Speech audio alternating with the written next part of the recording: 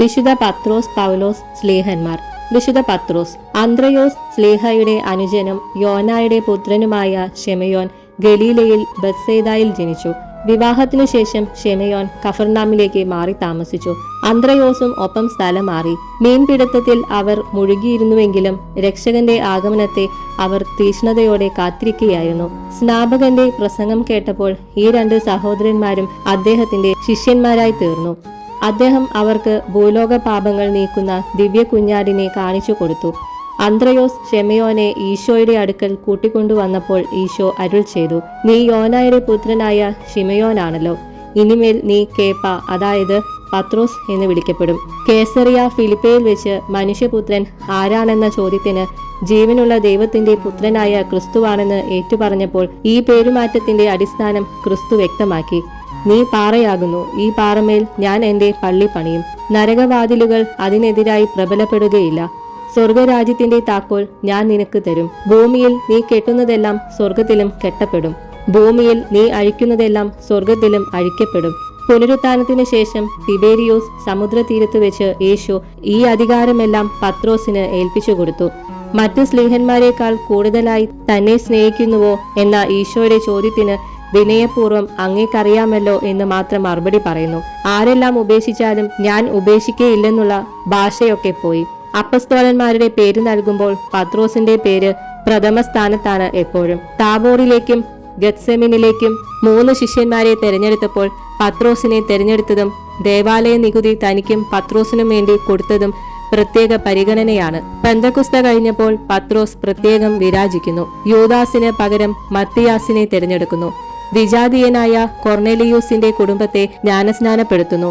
7 കൊല്ലത്തോളം അന്തിയോക്യയിൽ ചെലവഴിച്ച ശേഷം 25 വർഷം റോമയിൽ പേപ്പൽ സിംഹാസനം പത്രോസ് അലങ്കരിച്ചു.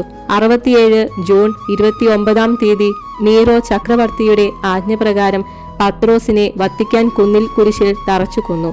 തന്റെ ഗുരുവിനോടൊപ്പം ആകാതിരിക്കാൻ തന്നെ തല കീഴായി കുരിശിൽ തറയ്ക്കാൻ പത്രോസ് ആവശ്യപ്പെട്ടു.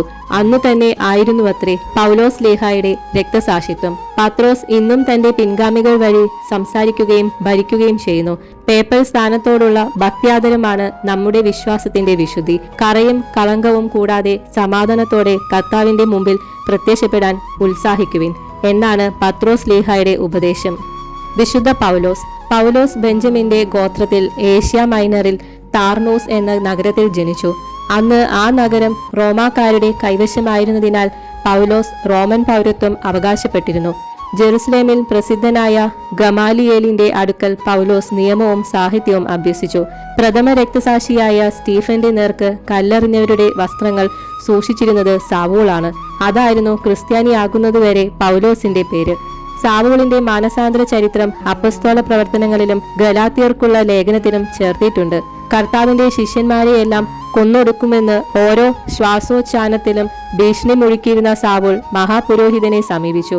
ക്രിസ്ത്യാനികളെ പിടിച്ചുകെട്ടി ജെറുസലേമിലേക്ക് കൊണ്ടുപോകുന്നതിന് ഡമാസ്കസിലെ സംഘങ്ങൾക്ക് നിർദ്ദേശം നൽകണമെന്നാവശ്യപ്പെട്ടു. സാവൂൾ ഡമാസ്കസിന് സമീപത്തെത്തിയപ്പോൾ ആകാശത്തുനിന്ന് ഒരു പ്രകാശം വീശുകയും അദ്ദേഹം നിലത്തു വീഴുകയും ചെയ്തു. ഈശോ പ്രത്യക്ഷപ്പെട്ടു ചോദിച്ചു, സാവൂൾ സാവൂൾ, നീ എന്തിനെ എന്നെ പീഡിപ്പിക്കുന്നു? നീ പീഡിപ്പിക്കുന്ന നസ്രത്തുകാരനായ ഈശോയാണ് ഞാൻ. മർദ്ദകനായ സാവൂൾ പൗലോസായി മാറി. അനനിയാസിന്റെ പക്കൽ നിന്ന് ജ്ഞാനസ്നാനം സ്വീകരിച്ച ശേഷം പൗലോസ് കുറെ ദിവസം ഡമാസ്കസിൽ താമസിച്ചു. പിന്നീട് 1-2 വർഷം അറേബ്യയിൽ ധ്യാനത്തിൽ കഴിച്ചുകൂട്ടി.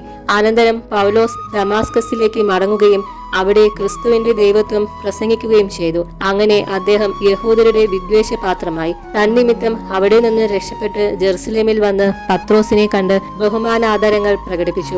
15 ദിവസം പൗലോസ് ജെറുസലേമിൽ താമസിച്ചു. വീണ്ടും അദ്ദേഹം താർസൂസിലേക്ക് മടങ്ങി സുവിശേഷ പ്രസംഗം തുടങ്ങി. ക്രിസ്തു വർഷം 45 മുതൽ 57 വരെയാണ് സ്ലീഹായുടെ 3 പ്രേഷിത യാത്രകൾ. 57 കേസറിയായിൽ വെച്ച് അദ്ദേഹം ബന്ധനസ്ഥനായി. 2 കൊല്ലം അവിടെ കാരാഗൃഹത്തിൽ കിടന്ന ശേഷം റോമായിലെത്തി. അവിടെ വെച്ച് വീണ്ടും സ്ലീഹ ബന്ധിതനായി. 67 ആണ്ട് ജൂൺ 19 തീയതി റോമയിൽ വിയ ഓസ്തിയായിൽ വെച്ച് സ്ലീഹായുടെ തല വെട്ടിയെന്നും 3 പ്രാവശ്യം ആ ശിരസ് കുതിച്ചു ചാടിയെന്നും ശിരസ് പതിച്ച ഓരോ സ്ഥലത്തും ഓരോ ഉറവ ഉണ്ടായെന്നും പറയപ്പെടുന്നു. സ്ലീഹ 14 ലേഖനങ്ങൾ പല സഭകൾക്കും ആളുകൾക്കുമായി എഴുതിയിട്ടുണ്ട്. അവയിൽ സ്ലീഹായുടെ ആധ്യാത്മികതയും പാണ്ഡിത്യവും തെളിഞ്ഞു കാണാം. പൗലോസിന്റെ ഹൃദയം ക്രിസ്തുവിന്റെ ഹൃദയം പോലെ ആയിരുന്നുവെന്ന് വിശുദ്ധ ക്രിസോസ്തോം പറയുന്നു. ഞാൻ ജീവിക്കുന്നു, എന്നാൽ ഞാനല്ല, മിശിഹ എന്നിൽ ജീവിക്കുന്നു എന്ന് ശ്ലീഹ തന്നെ പറഞ്ഞിട്ടുണ്ടല്ലോ. നമുക്കും നമ്മുടെ ഹൃദയം ക്രിസ്തുവിന്റെ ഹൃദയത്തോട് അനുരൂപമാക്കാൻ പരിശ്രമിക്കാം.